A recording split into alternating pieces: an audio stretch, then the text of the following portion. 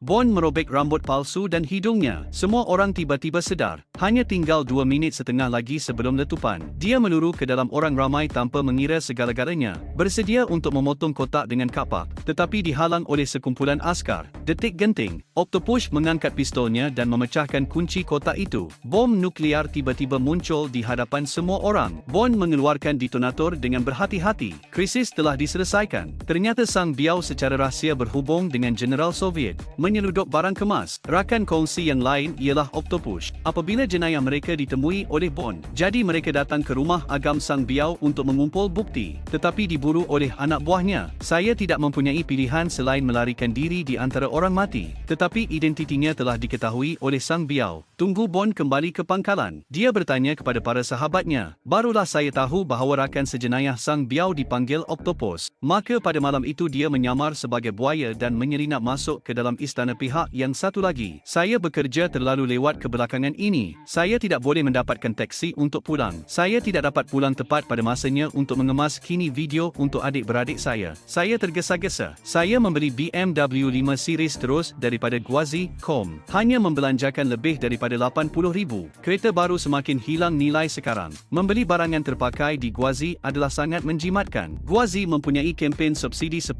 bilion pada akhir tahun ini. Anda boleh membeli benih Mercedes-Benz, BMW, BYD dan tembikai dengan harga lebih daripada 50,000 yuan. Setiap kereta telah diperiksa secara profesional secara rasmi. Boleh mencubanya selama 3 hari. Jika anda mempunyai kereta lama, anda juga boleh meletakkannya untuk dilelong. Guazi adalah pilihan yang tepat untuk kereta terpakai. Sila buka ruangan komen dan lihat. Dan menyelinap masuk ke dalam bilik Octopus. Dia tidak kelihatan terkejut. Sebaliknya, dia jatuh cinta dengan Bond pada pandangan pertama. Tetapi kedua-duanya tidak mempunyai peluang untuk berkomunikasi lebih lanjut. Sang Biao bergegas ke sini. Lihat Bond juga ada di sini. Oleh itu, mereka segera mengatur pembunuh. Bersedia untuk membunuhnya bersama Octopus. Nasib baik, ada keberkatan halo protagonis. Bond melarikan diri dari kematian. Tetapi kawannya malangnya meninggal di sini. Bond berikrar untuk membalas dendam kepadanya. Kemudian dia pergi ke Jerman Timur seorang diri. Musnahkan sepenuhnya rancangan Sang Biao untuk menetupkan pangkalan tentera udara. Pada waktu malam, Octopus mengetuai orang ramai untuk membalas dendam kepada Sang Biao. Malangnya,